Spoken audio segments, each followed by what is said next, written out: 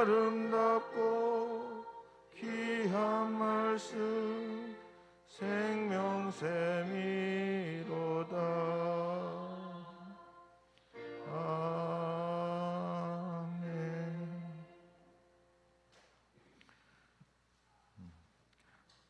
오늘 말씀 고린도후서 7장 1절에서 16절 말씀 저와 한 절씩 교독하시도록 하겠습니다.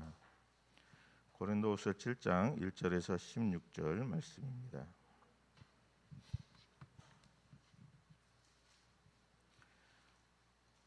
그런즉 사랑하는 자들아, 이 약속을 가진 우리는 하나님을 두려워하는 가운데서 거룩함을 온전히 이루어 육과 영의 온갖 더러운 것에서 자신을 깨끗하게 하자.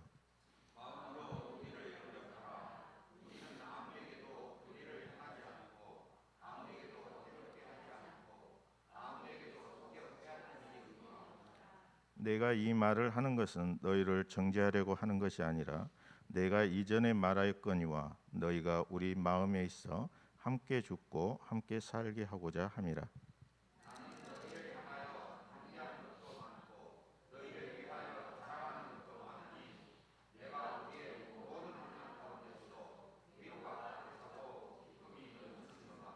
우리가 마게도냐에 이르렀을 때에도 우리 육체가 편하지 못하였고 사방으로 환난을 당하여 밖으로는 다툼이요 안으로는 두려움이었노라.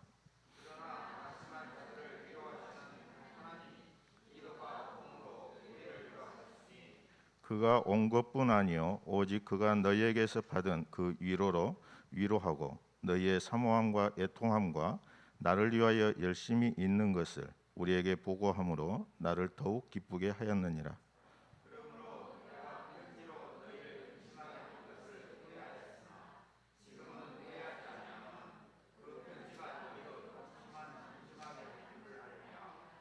내가 지금 기뻐함은 너희로 근심하게 한 까닭이 아니요 도리어 너희가 근심함으로 회개함에 이른 까닭이라. 너희가 하나님의 뜻대로 근심하게 된 것은 우리에게서 아무 해도 받지 않게 하려 함이라.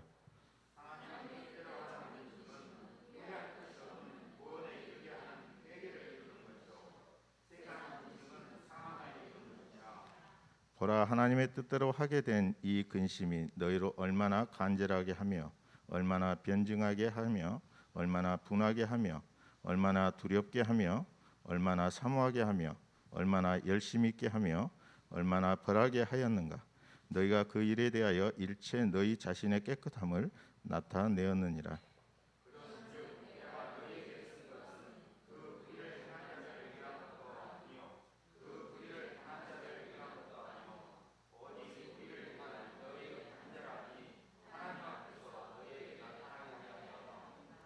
이로 말미암아 우리가 위로를 받았고 우리가 받은 위로 위에 디도의 기쁨으로 우리가 더욱 많이 기뻐함은 그의 마음이 너희 무리로 말미암아 안심함을 얻었음이라.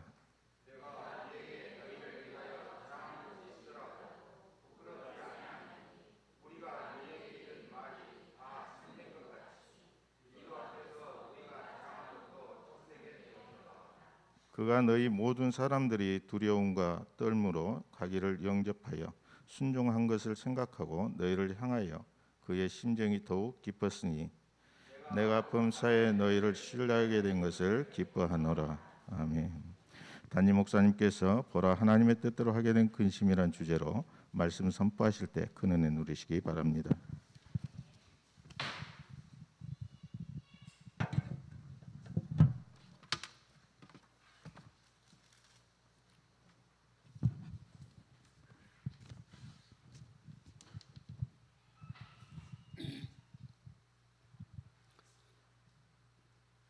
아버지 하나님,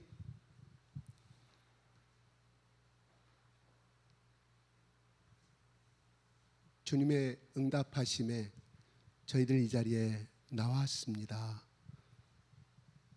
아버지 하나님, 세상의 온갖 풍파와 시달림 속에서도 그들과 멍에를 같이 하지 아니하고 오직 하나님을 바라보는 마음으로 이 자리에 나왔사오니 아버지 하나님, 하나님께 주시는 찬양을 통하여서 은혜 주시고, 또한 이 시간 성령께서 함께 하시는 말씀이 선포되어질 때 우리 가운데 찾아와 주시옵소서. 말씀의 단비를 우리 가운데 허락하여 주시옵소서. 예수 그리스도 이름으로 기도드리옵나이다. 아멘. 할렐루야. 할렐루야. 할렐루야. 네, 감사합니다. 하나님 아버지 감사합니다. 지난 일주일 동안도 우리와 동행하여 주시고 보이지 않는 가운데서도 우리를 묵묵히 등 뒤에서 우리를 밀어주시고 안아주시고 업어주신 그 하나님이 나야 감사와 찬양을 돌려드립니다. 아멘. 네. 저 아이들이 두 손 들고 뛸 때 진짜 할렐루야의 의미를 알고 말씀할까요?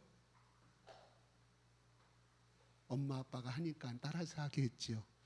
그런데 중요한 것은 하나님이 젖먹는 어린아이를 통하여서 하나님의 말씀하신 바를 선포한다고 시편에 나와 있어요.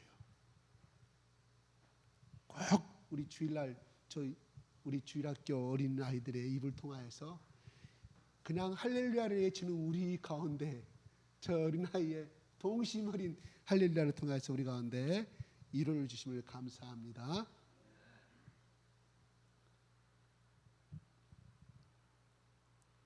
바울은 계속해서 바울의 편지를 써 내려가고 있습니다. 1절에 같이 한번 읽어볼까요? 시작.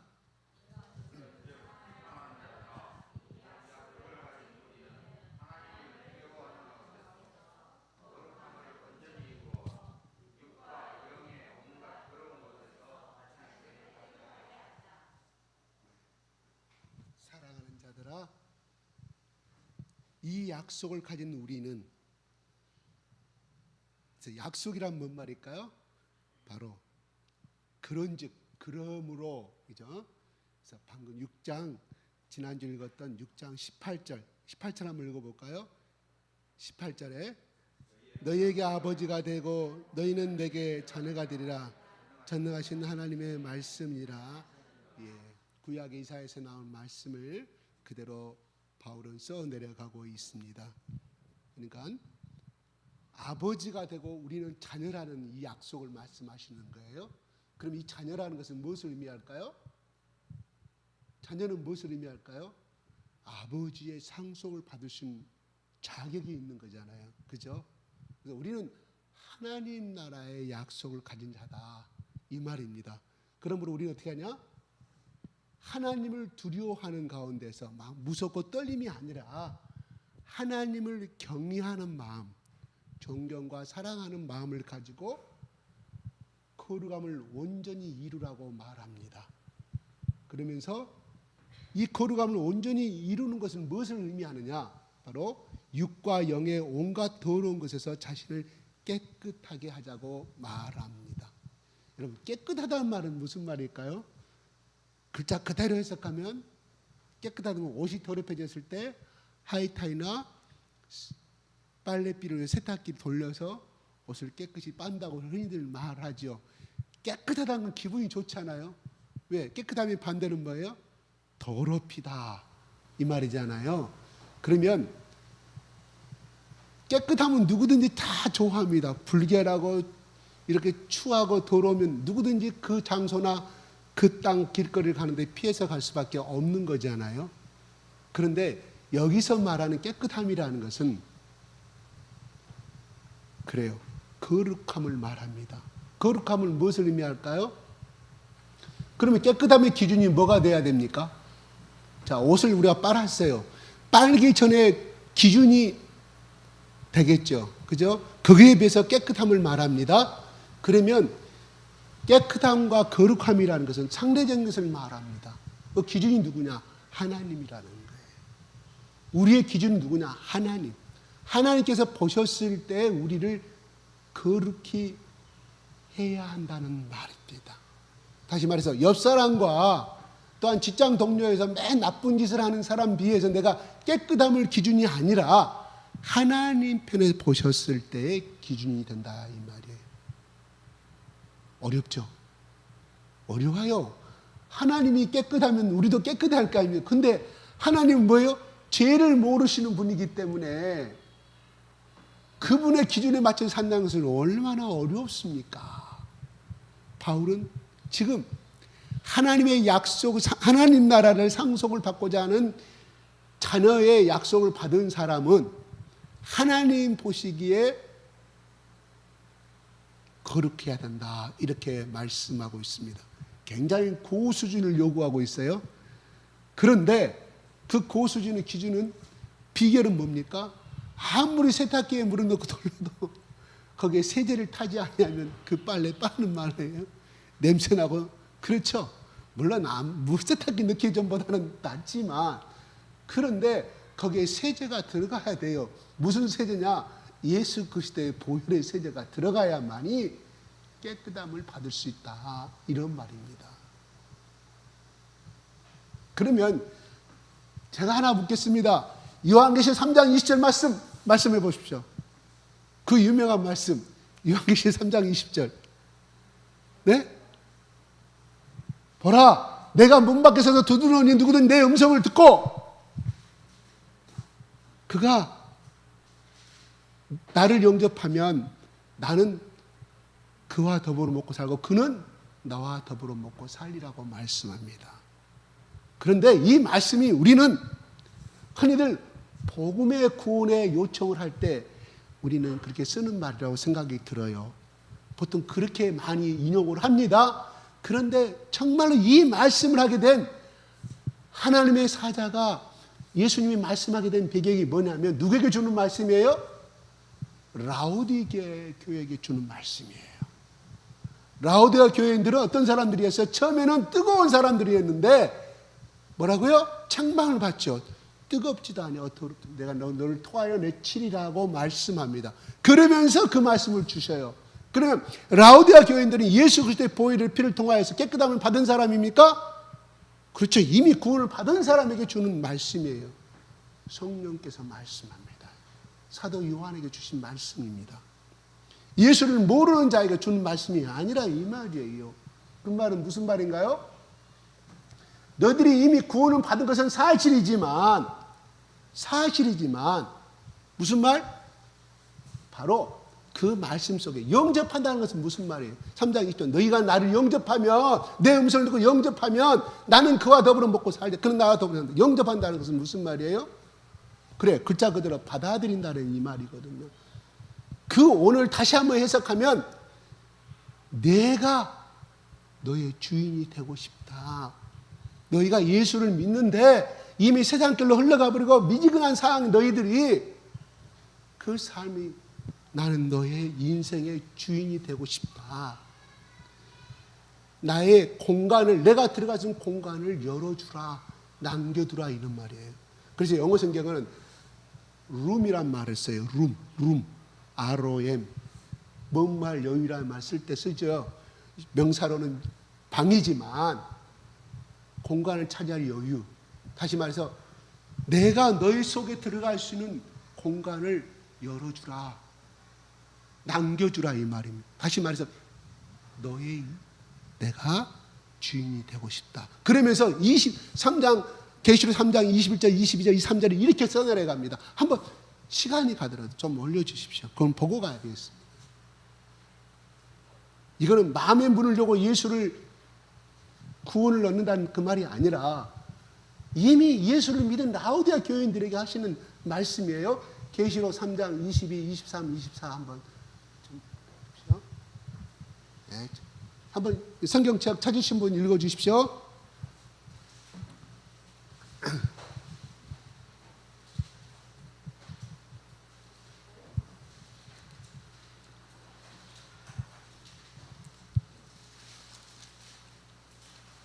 읽었어요? 예, 누가 한번 크게 읽어주세요. 예, 여기 나왔네요. 21, 22. 요건 3장 1장 사대교회고 3장 20일 요건 라우디아 교회가 하는 말이에요. 20절 한 번 더 주시고요. 시작.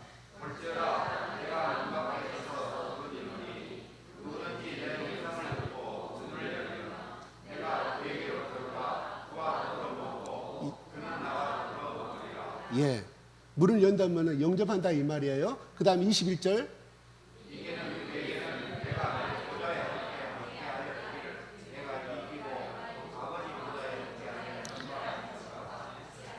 내 인생의 주인으로, 예수를 나의 인생의 주인으로 중심에 모시고 사는 자는 그런 말이에요. 이런 자는 물론 핍박이란 말이 되지만 예수님을 나의 인생의 주인으로 살고 가는 사람 당연히 인생을 이길 수밖에 없잖아요. 핍박을 이길 수밖에 없잖아요. 왜요? 예수 그리스도와 함께 죽었고 함께 부활한 자이기 때문에 예수님처럼 세상을 이기고 하나님 보좌 우편에 지금 앉아 계시잖아요. 우리는 그 예수 그리스도와 연합한 자이기 때문에 어떻게 해? 내가 내 보좌 함께 앉게 하여 주기를, 내가 이기고 아버지 보좌 함께 같이 하리라. 내가 지금 하나님 보좌 옆에 앉아 있는 것처럼 예수 그리스도를 나의 중심으로 나의 인생의 주인으로 살아가는 그 인생은 바로 내가 지금 누리고 있는 영광을 그에게 주겠다는 이 말이에요. 얼마나 큰 상급입니까? 22절 볼까요? 시작. 예, 이렇게 말합니다. 성령께서 하시는 말씀. 그러므로 우리는 어떤 말씀이에요? 결론은 성령의 교회들 하시는 말씀을 들을지어다. 우리는 성령에 민감해야 한다는 것이에요. 성령에 예민해야 한다는 것입니다. 그러므로 뭐예요?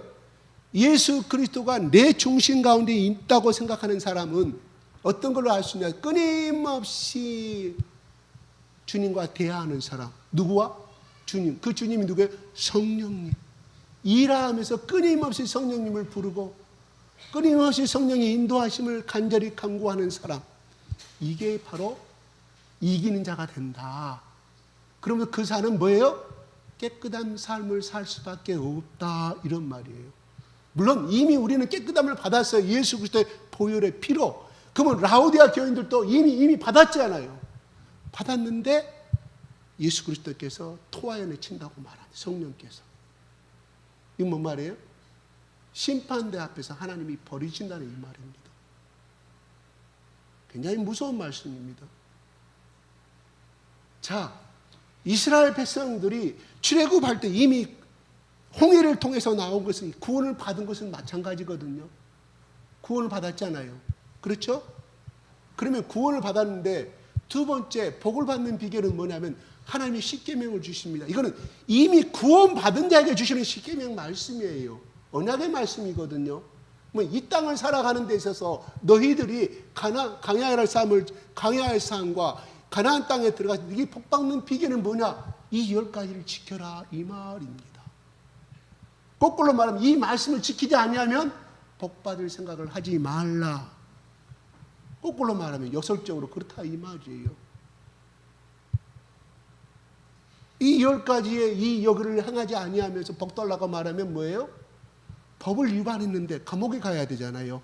10가지는 법이잖아요. 혼인 언약시라고 제가 말씀드렸죠.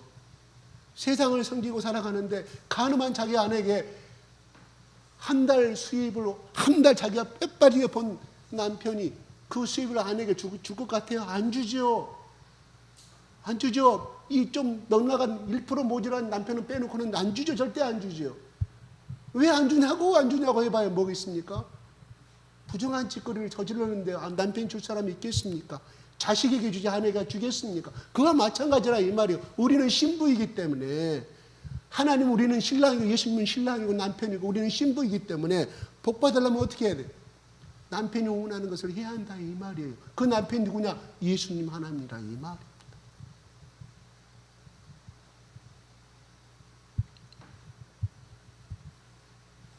자, 그러면서 말씀을 이야기합니다.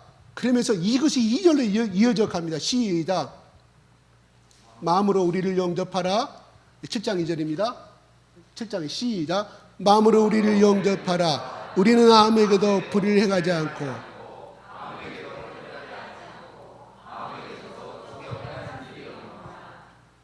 네. 제가 이 깨끗함과 영접함을 같이 연결했어요. 요한계시록 3장 20절 말씀을 같이 연결했습니다. 그러면서 바울은 그 단어를 쓰는 거예요. 예수님이 썼던 말을, 요한계시록에 나오는 이 말씀에 그 단어를 쓰는 거예요. 굉장히 바울만이 쓸 수 있는 말이에요. 다시 말해 자기가 예수 그리스도라는 뜻이 아니라 예수님처럼 자기는 깨끗한 삶을 살았다. 어떻게? 불의도 행하지 않고 아무에게 해하지 않고 아무에게 속여 빼앗은 일이 없느니라. 뭔 말인고 하니 불의를 행하지 않았다.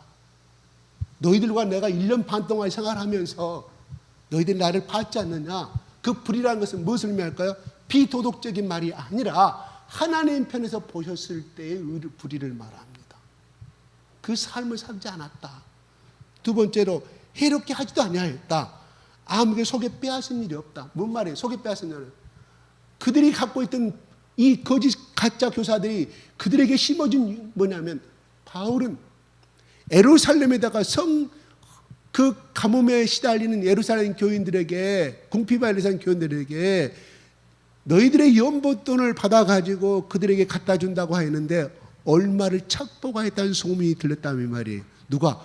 거짓 선생들이 그렇게 심었어요. 그러니까 뭔 말이에요? 바울을 받아들이겠냐고요. 영접하지 않죠. 바울의 말. 바울을 이렇게 몸으로 깨한다는 바울의 모든 말을 불신해버렸다 이 말입니다. 튕겨버렸다 이 말이에요. 바울이 그 말을 가지고 이야기합니다. 그러면서 3절에 시작. 내가 이 말을 하는 것은 너희를 정죄하려고 하는 것이 아니라 내가 이전에 말하였거니와 너희가 우리 마음에 있어 함께 있고 함께 살게 하고자 하니라. 우리를 너희 가운데 우리를 영접하라. 우리가 지금까지 한 모든 행위와 모든 복음의 말씀들을 다 받아들이라고 하는 그 이유는 뭐냐? 너희가 우리 마음에 있어 함께 죽고 함께 살게 하는, 정죄하고 책망하려는 것이 아니라 함께 죽고 함께 살려 합니다. 바울이 계속해서 이 편지는 세 번째 편지입니다. 이 편지는요, 사실 지금 바울은 뒤에 디도가 나옵니다. 디도가 누구 편지를 갖고 있는 두 번째 고린도인들에게 보낸 편지가 있었습니다. 그게 우리는 눈물의 편지라고 학자들은 정의를 하고 있습니다. 그 편지를 보내고 했던 이유가 뭐냐? 너희로 함께 죽고 함께 살고자 합니다. 바울이 죽으면 너희도 같이 죽어라 이런 희생을 말하는 것이 아니라 그리스도 안에서는 모든 사람이 한 지체이다. 왜? 예수와 함께 이미 우리는 죽었고, 먼저 말하자, 너희와 함께 살고 너희와 함께 죽고자 말을 표현한 것이 아니라 함께 죽고란 말이 먼저 나와요. 왜? 예수가 먼저 죽었기 때문에. 두 번째, 그걸 가지고 예수님이 다시 살아나셨잖아요. 바로 우리가 예수 그리스도가 십자가에서, 하나 질문하겠습니다. 예수님이 십자가에 죽을 때 우리를 위하여 죽으셨죠? 그러죠? 그 말은 맞기는 맞아요. 정확한 대답은 뭐를 해야 하느냐? 예수님은 우리를 위하여 죽었기는 죽었지만 예수님은 우리를 계속하기 위해 죽었어요. 물론 그것도 결국은 우리의 생명을 살리는 것이기 때문에 우리를 위한 거예요. 정확한 답변은 우리를 속량하기 위해서 죽었다. 우리를 대속하기 위해 죽었다. 그러므로 이미 우리는 2000년 전에 바울이 말한 것은 이미 뭐예요? 한 50년, 한 30년 전이 되겠죠. 바울이 이 편지가 서기 한 57년, 그러니까 약 30년 전에 예수님이 골고다 언덕에 죽은 것은 바로 우리의 모든 죄를 대신하여 짊어지시고 대속하여서 죽었다. 그러면 우리도 바로 이미 30년 전에 골고다 언덕의 십자가에서 같이 죽었다. 누가? 우리도 같이 죽었어. 왜? 죄 때문에 죽었다 이 말이에요. 그런데 그 예수님이 어린 양의 희생의 제물로서의 모든 죄를 대속했기 때문에 예수님이 우리의 모든 죄를 속량하셨다. 그냥 우리가 죽어야 할 것을 예수님이 대신 죽으심으로 말미암아 우리는 죄가 깨끗함을 입었고 그 증거로 3일 만에 부활하신 그 예수 그리스도. 그러므로 우리도 같이 이미 30년 전에 예수님이 3일 만에 사망해서 다시 살아나신 그 사건은 우리도 같이 살아났음을 증명한다. 그러므로 예수 그리스도의 성령이 우리 가운데 있다는 것은 바로 성령님은 누구냐? 바로 부활하신 예수요, 부활하신 하나님이기 때문에 우리는 부활의 씨앗을 우리의 몸속에 지니고 있기 때문에 언제든지 죽어도 다시 예수 그리스도가 이 땅에 오실 때 다시금 새로운 성령의 거룩한 몸으로 다시 부활할 수 있음을 바울은 이것을 깔고 가고 있다 이 말입니다. 그리스도 안에서 바울은 어떤 마음을 살아갔냐? 고린도 교인들을 아무리 설득하고 우리 같으면 바울이 그렇게 잠 못 자고 1년 반 동안 눈물로 키우고 아버지의 마음으로 키웠는데 싹 돌아서서 바울이 행령했다. 너희들이 감히 나를 어찌하여 그 말에 너희들이 그렇게 신봉할 수 있느냐? 너희들은 나를 배신한 배신자다고 그렇게 바울은 손가락질할 수 있었을 거라고 생각이 들어가요. 그러나 바울의 속에는 예수 그리스도가 들어있기에 끊임없이 눈물로 아버지와 같은 지난주에 말씀하신 내가 너희들에게 아버지의 자녀 같은 마음, 자녀들에게 말씀하는 것처럼 너희들에게 또 고난하니 곤면하니 반복하여 예친다 이 말입니다. 왜? 그 속에는 예수 그리스도가 들어있고 하나님의 영이 있기 때문에 하나님은 그들의 아버지이기 때문에 바울을 통하여 입을 통하여 바울의 지정의를 통하여서 펜을 통하여 손을 통하여서 말씀하고 있다 이 말입니다. 바울은 우리 같으면 돌아서 버릴 것 같아요. 왜요? 고린도 교인이가 아니라도 또 개척할 때가 너무너무나 하나님의 태가진 곳곳마다 예비하신 사람들이 많이 있느니 바울은 오직 하여서 그가 데로아에서 있을 때 디도가 오기를 기다렸어요. 눈물의 편지를 이미 보낸다 하나 바울이 얼마나 마음이 두려웠겠습니까? 책망의 편지를 보냈습니다. 그 눈물의 편지 속에는 어떤 내용이 들어있는지 나오지 아니합니다. 우리는 알 수가 없고 그건 사라져버리기 때문에 바울은 내가 너무나 책망의 말을 썼느냐, 너무나 독한 언어를 써가지고 그들이 실족당하면 어떻게 할까? 두 번째, 이 편지를 갖고 간 디도는 안 가려고 그랬어요. 왜요? 지금 고린도 교회가 분파가 일어나고 바울에 대해서 반감을 가지고 있는 상황에서 거기 가면 폭풍의 바람 속에 들어가는 거 아니겠습니까? 디도는 안 가려고 그랬어요. 어린 젊은이라고 그랬잖아요. 젊은 디도였지만 그건 신앙도 어렸다 이 말이에요. 그러니 가고 싶었겠습니까? 바울이 시키니까 갔겠죠. 그런 가운데 그 편지를 읽었을 때 과연 이들이 회개했을까? 아니면 디도를 잡아가는 너도 한패다 두둑에 팼을까? 소식이 안 와요. 들어와서 기다리다가 안 오니까 어떻게 복음의 길이 다른 데는 안 가고 어디 마게도냐라 가요. 그 말은 뭐냐면 고린도에가 더 가까운 곳으로 가는 거예요. 얼마나 바울은 사랑했으면 그 소식을 더 빨리 받아보기 위해서 디도가 빨리 돌아오기를 마음으로 가까이 간 거리로 마게도냐 갔습니다. 이게 바울이 고린도 교회에게 얼마나 아버지 같은 마음으로 살아가고 있는지 알 수 있다 이 말입니다. 그러면 바울은 그렇게 해서 고린도 교회 아버지 같은 마음으로 임하였다는 것은 그 사람의 인격이 변화돼서 그랬을까요? 그 사람의 본성이 그렇게 됐기 때문에 그랬을까요? 아니옵시다. 우리 인간의 본성은 절대로 사랑할 수가 없습니다. 우리가 남녀간에 사랑한다는 것은 여보, 갑자기 여보가 나옵니다. 남녀가 사랑한다는 것은 뭐예요? 절대로 순결한 사랑은 아닙니다. 뭐요? 뭐라고요? 순결한 사랑 아니라고? 그래요. 어떻게 그 순결한 사랑입니까? 이고이즘 사랑이죠. 에고의 사랑이죠. 이기적인 사랑이죠. 왜요? 내가 너를 사랑하는 만큼 너도 나를 사랑하라 이 말 아니겠습니까? 내가 너를 보람하는 만큼 나를 보람하라. 그래서 핸드폰 문자를 써가 답장이 안 오면 왜 안 오는지 전화하긴 해. 혹시 내 여자친구가, 혹시 내 남친이 다른 사람하고 같이 있는 거 아닌가? 딴짓하고 있는 거 아닌가? 그래서 깨쭉깨쭉 캐묻는 사람도 많아요. 그것은 그 사람만 그럴까요? 우부증 때문에 그럴까? 어쨌든 아니라 사랑하기 때문에 그만큼 소유하고 싶은 거예요. 이게 남녀간의 사랑 아니겠습니까? 그래서 나타나는 결과가 결혼 아니겠습니까? 왜? 영원토록 소유하고 싶어서. 그런데 그것이 얼마가? 3년은 못 가죠. 연예인들은 제주도 갔다 와가지고 해외여행 갔다 와서 끝나잖아요. 아니면 신혼여행지에서 끝나버리잖아요. 결혼식은 화려하게 몇 천만 원 예식장 빌려가지고 하지만 연예인들 욕하는 거 아닙니다. 젊은이 사랑이 그렇다 이 말이에요. 자, 그러면 하나님이 바울은 바로 이 속에 자기의 의로는 사랑할 수 없는 그 사랑을 누가 주셨어요? 성령님.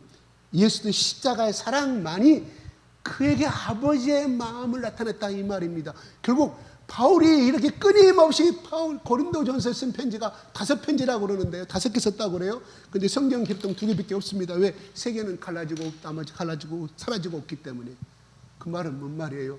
바울이 다른 곳에도 열심히 복음을 전할 수 있는 곳이 많은데 고린도 교회인데 5편이 그 시대에 정의가 없는 시대에 일일이 여기 펜으로 양피지에 썼을 때 얼마나 힘들었겠습니까? 그 많은 시간들. 왜요? 하나님 바울에게 그렇게 마음을 주셨기 때문에. 어떻게 보면 고린도 교인들은 하나님이 택한 사람인 것 같아요. 그죠? 그런데 하나님이 그 택한 고린도 교인들에게 바울을 통하여 그들의 믿음이 실족되지 않도록 끊임없이 편지를 쓰도록 기도하도록 만들었음을 우리는 알 수가 있다 이 말입니다. 여기서 보면 바울의 위대한 사랑을 말할 수 있지만 그게 아니라 바울을 통하여서 하나님의 위대한 사랑을 고린도 교인들에게 나타나지고 있음을 바라보게 됩니다. 그래서 꺼져가는 그 교회가 없어져 버릴 수 있었던 위기의 상황 가운데서 하나님 바울을 도구로 사용하여서 이렇게 세워주심을 바라보게 됩니다. 이 또한 우리 교회도 바로 하나님이 우리 교회를 사랑했기 때문에 촛불 앞에 바람 등화 같은 그러한 위험도 가정도 겪었지만 하나님의 혈탄고 우리 교회를 버리지 아니하시고 이 시대 21세기 이 세계를 향한 이 지역을 향한 하나님의 전도의 도구로 또한 사랑의 도구로 예수님의 사랑을 전하는 우리 한 사람 한 사람을 세워져 감을 바라보게 됩니다. 아멘. 4절 한번 보겠습니다. 시작.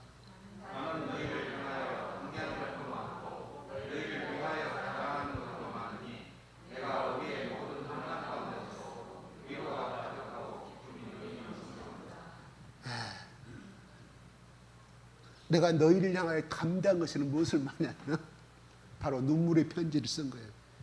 담대하게 책망해요. 그것을 말하고 있고요.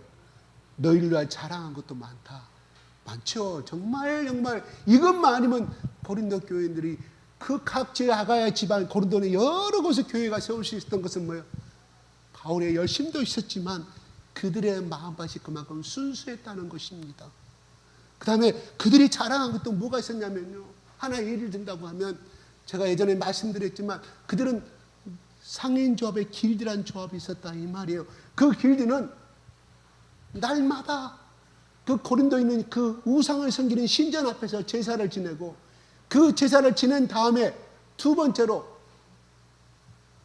예측 이 조합을 들어가게 되려면 반드시 그 신전 앞에 제사를 지내야 됩니다. 두 번째 우리의 신은 위대하다 예치해야 합니다. 그리고 제사 음식을 먹어야 합니다. 그러니 예수 그리스도를 믿기 전에 그 길드 조합에 가입했던 사람들이 어떻게 했습니까? 예수를 믿게 됐는데 어떻게 해야 돼요? 지난주에 오늘 말씀에 지난 6장의 말씀은 멍에를 믿지 않는 자가 멍에를 같이 하지 말라고 했는데 근데 그들은 어떻게 해야 되겠냐고요? 그 길드의 조합에 탈퇴를 하게 되는 아무런 무역이나 아무런 장사를 할 수가 없습니다. 다 박탈당해 버립니다. 그 땅에서 도저히 할 수가 없는 상황인데 바로 거기에 갈등 가진 자들이 얼마나 많이 있겠습니까? 이미 처자식 먹고 살려야 될 그래서 예수를 알지 못한 상태는 거기에 가입해서 열심히 살았는데 복음을 만나고 보니까 얼마나 힘들었을 거예요. 감히 거기에 고개 숙이지 아니하고 내가 세상 것보다는 하나님을 택하게 나온 사람들이 많았다고 그럽니다. 얼마나 위대한 신앙일까요? 왜? 당장에 굶어 죽는데요. 당장에 자녀들을 먹여 살릴 수가 없는데요. 가정은 당장에 가난의 삶으로 흘러가게 되는데요. 그런 사람들이 많았어요. 그래서 자랑할 것이 많다는 말은 그것도 하나에 포함되는 것입니다. 그러면서 내가 우리의 모든 한단 가운데서 위로가 가득하고 기쁨이 넘치도다. 무슨 말이에요? 왜 기쁨이 넘친가는 바로 디도가 드디어 소식을 갖고 왔어요. 그래서 들어보니까 보면 이야기합시다. 6절 한번 볼까요? 시작.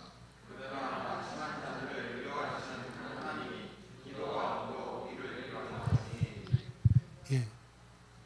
낙심한 자들은 5절을 가리키고 있습니다. 5절에 우리가 육체가 편하지 못하였고 사방으로 한난을 당해 밖으로는 다투며 하는 두려움. 밖으로는 뭐예요? 마게도니아에 가서 또 디도를 기다리며 복음을 전하고 있었으면 거기서 오는 핍박을 말하고 있고요. 안으로는 두려움이 뭐냐면은 바로 왜 디도가 오지 아니할까? 가는 고린도 교회가 제대로 이 편지를 읽고 제대로 섰을까?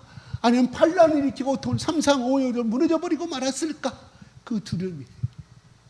그러면서 말합니다. 그러나 항상 무슨 말이에요? 한 분야가 반대되는 것을 뒤집는 것이죠. 낙심한 자들, 우리가 낙심하고 바울의 상태를 말고 바울의 동역자들의 마음을 말하고 있습니다.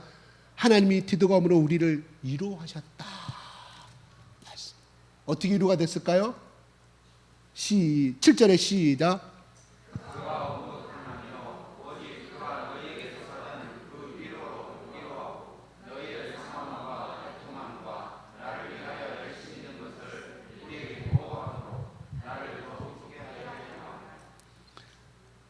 바울이 눈물의 편지에 그 어떤 엄청난 책망들을 보내가지고 내가 왜 편지를 보냈을까?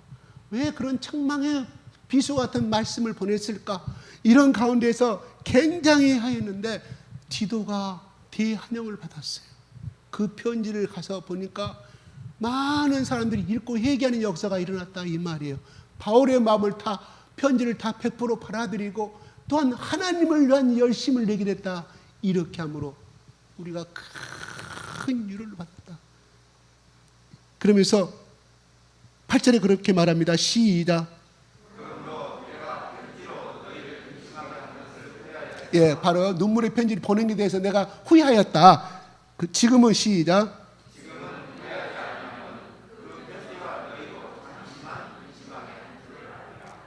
편지를 읽고 당장 그들의 회개 역사가 일어났을까요? 책망의 편지인데 근심하게 됐을 거 아니에요. 큰일 났다. 이거 위대한 하나님의 역사를, 하나님 뜻을 거스르는 영이었구나. 그들 속에 바울에게는 또 뭐가 있냐면 사도권을 인정하지 아니하였다는 거잖아요. 두 번째 제가 말씀드린 거 뭐예요? 재정을 훔쳤다. 바울이 다 척복했다. 세 번째 사도권 인정하지 않은 이유 중 하나는 뭐냐면 자기들 지금 바울이 떠난 다음에 무슨 누구 아볼로도 오고 누구도 가짜 스승도 와서 말씀 전하라고 보니까 정말 멋지거든요. 말도 잘해. 수사학을 배워가지고 논리학을 배워 멋지고 참으로 강하게 보이고 멋지게 보인다 이 말이. 그들은 약함을 찾아볼 수가 없어. 근데 바울은 자기들 가운데 있을 때 바울은 끊임없이 자기 약함을 자랑했다고 그랬잖아요. 그리스도 이에 그 약함을 자기는 자랑하였다고 말씀하잖아요. 비교가 되는 거예요. 아, 바울이 최고인 줄 알았더니 에모로 보나 발로 보나 지금 가르친 선생이 최고다. 그리고 자꾸 들려오는 소식은 다른 사람들은 바울은 가는 곳마다 몸매를 맞아. 얻어 터져. 가진 것도 없어. 에모도 그냥 볼품도 없어. 아니 하나님을 믿는 사람 복을 받아야지. 가는 곳마다 그냥 한난당하고 가난백이 없어요. 여러분 생각해 보십시오. 제가 여기 서가지고요. 예수를 우리는 복받은 사람이고 하나님 우리 일생 가운데 십계명을 지키면 하나님이 우리 인생을 책임져 주신다고 자녀들 한다고 말씀하시는데 그 목사님의 가정이 항상 얻어 터져. 뭐 하는 것마다 안 돼. 두 번째 무슨 교통사고를 당해. 그 자녀들도 매만 아프기만 해. 그 사모도 매만 아프기만 해. 가난을 벗어 못해. 여러분 그 목사 가정을 여러분 어떻게 평가를 하겠을까요? 네? 본의 안 되잖아요. 그러겠죠. 바로 그거예요. 바울을 보니까 그가 사도로 인정을 받지 못했다 이 말이 12제자가 아니라 이 말이. 들어보니까 매만 얻어 터져. 아, 진짜 가짜 사도기 때문에 저렇게. 근데 우리를 지금 현재 가르치고 있는 이 선생들은 약함도 하나도 없어. 똑똑하게 잘났어. 바울을 더 무시할 수밖에 없었다 이 말이에요. 근데 바울의 편지를 바라보니까 지금의 현재 가짜 생성들의 행위하고 비교가 돼야 안 돼. 그들이 어느 정도 믿음 가운데 다 비교가 될 수 있는 눈이 있잖아요. 그래서 그들이 가짜 생성을 배척하고 다시금 복음으로 돌아서고 하나님을 바라보게 되었다. 그러므로 디도는 대환영을 받았고, 디도가 갔다 와서 어쩌고 누구는 어쩌고 누구 집사는 김 집사는 어쩌고 박 집사는 이렇게 했고 있는데 이렇게 해서 했고, 그 가정이 이렇게 예수 그리스도 안에서 열심히 새벽기도 담당하고 나중에 가정의 예배의 대를 날마다 삶을 해요. 얼마나 그리스도 은혜가 풍성한지 모르겠습니다. 내가 갔을 때는 이렇게 쭈그러진 집사님들, 내가 오기 전까지는 엄청나게 축복을 받은 가정이 되었습니다. 한 사람 한 사람 이름을 불러가면서 다 말했을 거 아니에요. 바울에게. 바울이 얼마나 기뻤을까요? 그래서 위로를 받았다 이 말이에요. 할렐루야. 그러므로 9절에 이렇게 말합니다. 시작.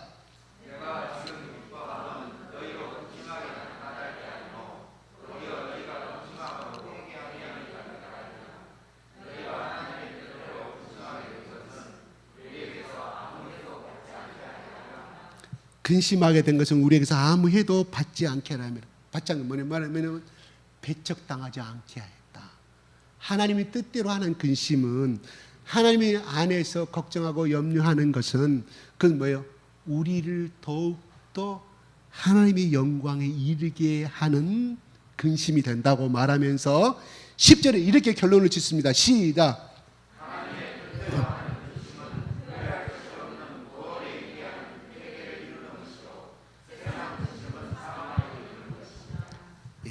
하나님 뜻대로 하는 근심이 무엇일까요?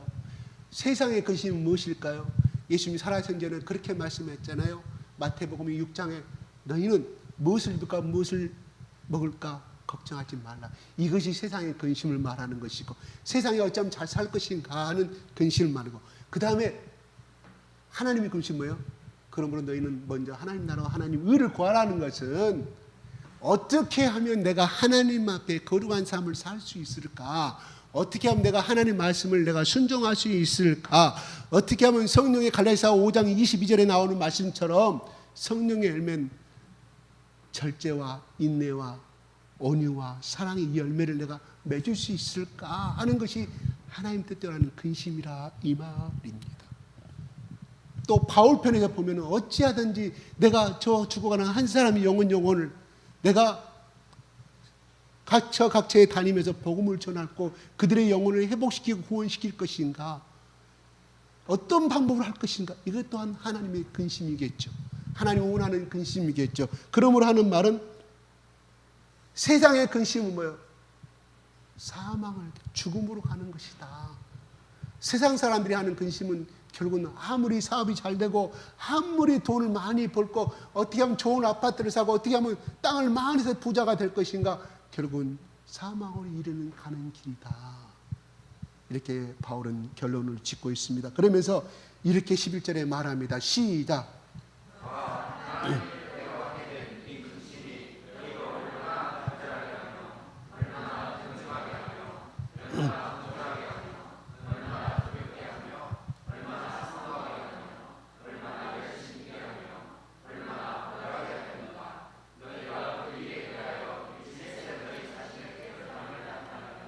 이 11절은 바울의 편지, 눈물의 편지를 받고 고린도 교인들이 어떻게 마음이 변화되었는가를 듣고 그대로 고린도 교인들의 심정 가운데 써가고 있습니다. 얼마나 간절하게 했다. 뭐예요? 하나님을 향한 마음을, 이 편지를 받기 전에는 그들이 그러지 않았는데 얼마나 너희들이 하나님을 향한 마음이 간절하였느냐. 그러면서 얼마나 변증하게 하였느냐. 변증이란 뭔 말이에요? 변증이란 말은 변론이 아니라 얼마나 하나님 앞에 철저히 내가 회개하였어. 내가 이러이러한 자였는데 하나님 이제는 내가 이렇게 하겠습니다는 그 말씀을 하는 거예요. 변명이 아니라 이 말이에요. 그 다음에 얼마나 분하게, 내가 가짜 선생들에게 속아서 지금까지 속아 살아버린 그 삶에 대해서 분함을 느꼈다. 바울의 편지를 느끼고, 그 다음에 얼마나 사모하게 됐느냐, 하나님의 말씀을 얼마나 사모하게 됐는가, 편지를 받고 난 후에 변화된 마음을 이야기해 주고 있습니다. 그러면서 결론은 뭐냐면 너희가 그 일에 대하여 일체 너희 자신의 깨끗함을 나타내었느니라. 우리는 깨끗한 뜻이 아니라 그 편지를 읽고 하나님 앞에 철저하게 회개하고 돌아섰다. 다시 복음을 붙잡게 되었다. 그러므로 너희들이 깨끗하게 되었음을 말씀해 주고 있습니다. 그러면서 바울이 이 눈물의 편지를 쓴 목적이 뭐냐? 12절 시작.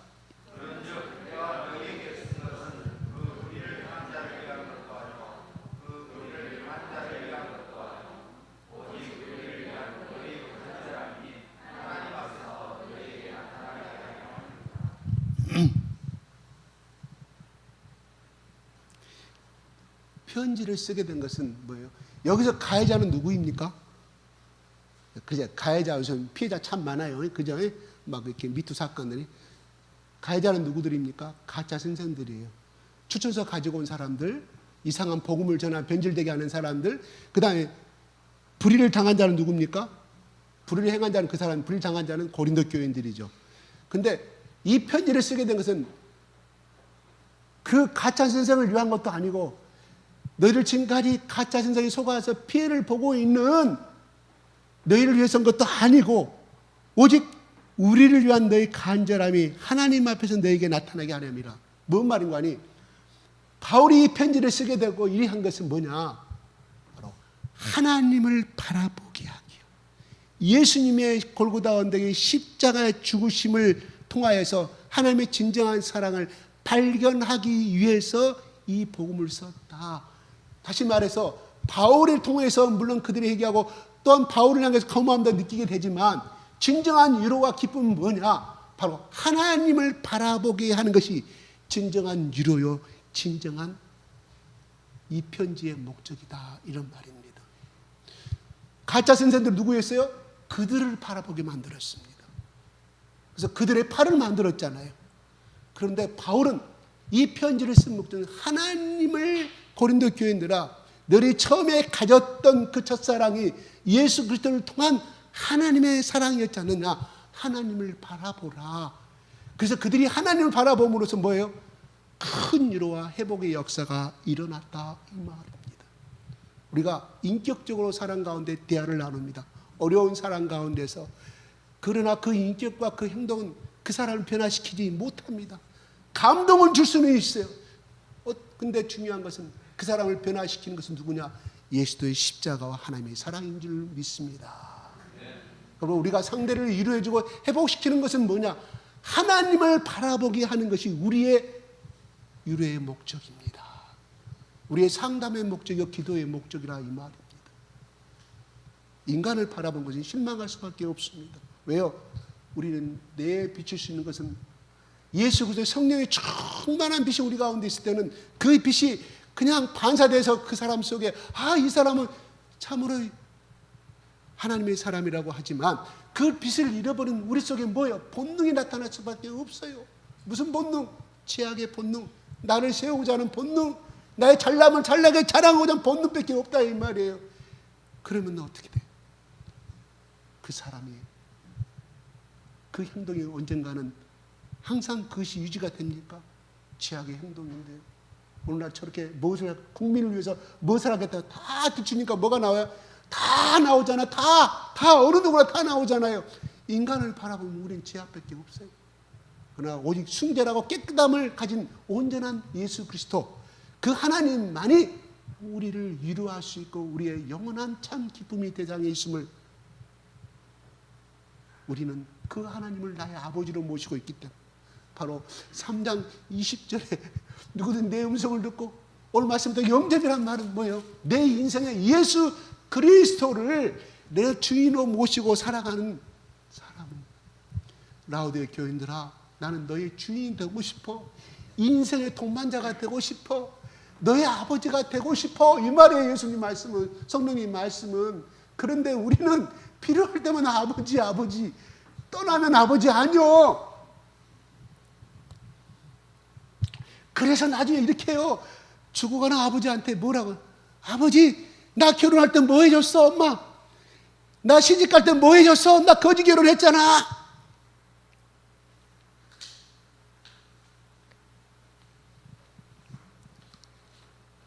우리 하나님은 이스라엘 백성들을 출애굽시킨 것은 그래요. 하나님이 하신 일이에요. 그러면 광야에서 죽으라고요? 가나안까지 데리고 가서 거기서 복되게 살게 하는 것이 하나님의 약속이잖아요. 우리 예수 그리스도를 믿은 것은 누구예요? 구원을 받았어요. 하나님 자녀인 것은 맞는데 보다 더 지난주에 말씀 헛되이하지 말라 은혜를 헛되이 말한 것은 구원을 받은 것은 출애굽시키는 것은 쉬운 일이에요. 그 쉽다는 것은 그냥 하나님과 떡들로 주면 그런 것이 아니라 보다 더 중요한 것이 있다. 그 하나님의 약속이 뭐냐? 너희는 하나님의 영원한 기업을 받을 수 있는 상속의 자녀이다. 그러면 하나님은 어디까지 데리고 가야 돼? 그 상속을 받을 수 있는 곳까지 데리고 가는 것이 하나님의 아버지가 해야 할 일이에요. 그러나 우리 인간의 아버지는 그건 못해. 유한이 있는데 죽어야 되는데, 그런 유한의 우리 하나님의 아버지는 어떻게 끝까지 이 세상이 없어져도, 지구와 땅이 없어도 우리를 뭐예요? 예수님이 지금 하나님의 보좌 우편에 앉아서 하나님의 모든 나라와 하나님 나라와 이 세상 모든 우주를 통치하고 있듯이 우리를 그 예수님처럼 하나님 나라를 통치할 수 있고 유산을 받을 수 있는, 아니 유산을 주는, 이걸 썩지 아니하고 영원한 기업으로 상속받을 수 있는 것을 하나님이 언약하셨고 그거를 이루심을 우리는 믿어야 할 줄로 믿습니다. 그러므로 이 땅에서 우리는 잠깐의 고난과 잠깐의 이 고난의 삶, 우리 박 집사님도 이렇게 생각할 수 있어요. 다른 사람들은 전조만 해도 떵떵거리고 잘 사는데 나는 자다가 밤에 11시에 일어나서 가야 돼. 10시에 일어나서 추운 겨울에 이 삶을 내가 언제까지 살아야 될 것인가? 많은 갈등과 고난 속에서 살아갈 줄로 압니다. 그런데 중요한 것은 이 땅의 삶의 목적이라면 우리는 참으로 자랑할 것이 없지만 중요한 것은 그 삶을 통하여서 하나님의 영광을 드러내고 하나님 안에서 하나님의 뜻으로 이루어진 근심을 가지고 도전하는 자는, 아브라함이 그 당시에 보지는 못하였지만 얼마 되지 않아서 야곱을 통해서 요셉을 통해서 하나님의 그 약속을 드러냈듯이 하나님의 뜻대로 하는 근심은, 이 거룩한 근심은 우리를 거룩한 신부로서의 하나님께서 우리를 맞이하게 주신 축복을 주게 한 가정이요. 또 내 때에 내가 눈을 감는다 할지라도 나의 후대에 하나님께서 나에게 주신 그 약속을 결국은 아브라함의 하나님, 이삭의 하나님, 야곱의 하나님을 통하여서 마찬가지로 우리 박시사님의 하나님과 우리 박은혜의 하나님과 박은혜의 하나님 또한 자녀들을 통하여서 하나님이 약속을 이루어 가실 줄로 믿습니다. 그 약속을 끝까지 붙들고 가는 자는 뭐라고요? 이기는 그 자에게는 뭐라고요? 예수님 말씀한 3장 21절 계시록에 다시 한번 주십시오.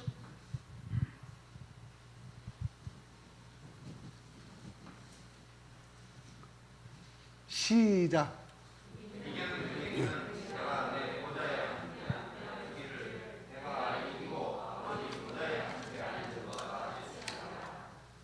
예, 하나님이 이 약속을 주신다 이 말이에요. 바울은 죽을 때까지 부자로 살았으니까 예수님처럼 돈 한 푼 없이 죽었어. 그저 1년 365일 없는 이 거지 같은 옷 입고 죽었어요. 만약 거꾸로 바울이 떵떵거리고 살다가 죽었고 예수님을 모르는 인생이었다고 오늘 성경에 이 기록되어 있었을까요? 이름 없는 인생은 끝나버리고 말았을 것입니다. 그러나 우리는 한 사람 한 사람 우리의 생명책에 이미 기록이 되어 있고 하나님이 마지막 날에 예수님이 다시 이 땅에 오실 때 우리는 거룩한 몸으로 이 땅에 와서 전 우주를 통치하는 예수님과 통치하는 축복과 치리자의 삶을 살게 될 줄로 믿습니다. 우리는 그날을 항상 잊어버리지 말고 기대하고 또 찾고 또 도전하고, 이 땅에 죽은 다음에 행복한 모습도 그것도 중요하지만 이 땅에 살면서 거룩한 후회를 하고 거룩한 근심을 통하여서 이 땅에 하나님 나라를 이루어가고 매일매일의 바울이 하나님의 디도의 편지를 통하여서 디도에 전하는 소식을 통하여서 바울이 큰 위로와 기쁨을 얻었던 것처럼 우리가 하나님이 성령께 주시는 큰 위로와 기쁨을 통하여 우리의 삶을 날마다 정립해 가는 우리 모두가 되었으면 좋겠습니다. 주여, 우리 참창하고 잠깐 1분간만 기도하겠습니다. 주여, 주여, 주여. 아버지 하나님, 바울이 눈물로 하나님의 말씀을 전하고 예수의 피복음을 전한 그 고린도 교회가 어렵게 예수 그리스도의 십자가의 복음의 터 위에서 교회가 이루어져가는 번창하는 가운데서 사탄은 아버지 가짜 선생을 통하여서 또한 세상의 인맥을 자랑하는 이 가짜 그리스도인들을 통하여서 고린도 교회를 흐트러버리고 무너뜨리고자 할 수밖에 없었습니다. 하나님, 그러나 바울은 이 소식을 듣고 하나님께 기도하고 눈물로 편지를 아버지의 마음으로 예수 그리스도의 심장으로 편지를 써내려 가운데서 하나님, 그들을 하나님 안에서 근심 어린 회개를 하게 통하여서 하나님, 그들을 거룩한 삶으로 이끌으시고 화목케 하는 교회로 세우신 하나님을 바라보게 됩니다. 보라, 하나님의 뜻대로 하게 된 이 근심이 얼마나 간절하게 만들었으며 또한 일체 그들이 그 일에 대하여 너희 자신의 깨끗함을 나타내었으며 다시 말씀드립니다. 하나님 앞에 올바른 믿음을, 예수 그리스도의 십자가의 복음을 다시금 붙들고 하나님을 향하여 열심을 내었음을 바라보게 됩니다. 이 편지의 이 내용을 들은 디도를 통해서 소식을 들은 바울은 한없이 기뻐하고 또 기뻐함으로 말미암아 내가 너희를 위해서 편지를 쓴 것은 너희를 책망한 것의 영광이 아니라 하나님 앞에서 너희에게 나타내게 하느니라. 하나님 앞에서 올바른 그리스도의 신부의 삶을 하나님을 참 남편으로 살게끔 하기 위해서 이 편지를 썼다고 고백하고 있습니다. 하나님 아버지, 우리의 삶이 내가 세상을 위하여 어떻게 세상을 인하여 세상 것을 더욱더 추구하고 어떻게 잘 살게 될 것인가를 추구하는 것이 아니라 하나님 앞에서 내가 거룩하게 될 것이 무엇인가를 매일매일 근심하고 후회하는 삶을 통하여서 하나님 안에서 이루시는 후회와 근심은 하나님 절대로 하나도 땅에 떨어버리지 아니함을 우리는 배우게 됩니다. 아버지, 하나님, 내 자식을 위해서 어찌하여 그가 하나님 앞에 거룩함을 나타내는 자가 되기를 고민하고 후회하는 아버지 어미가 되게 하여 주시옵소서.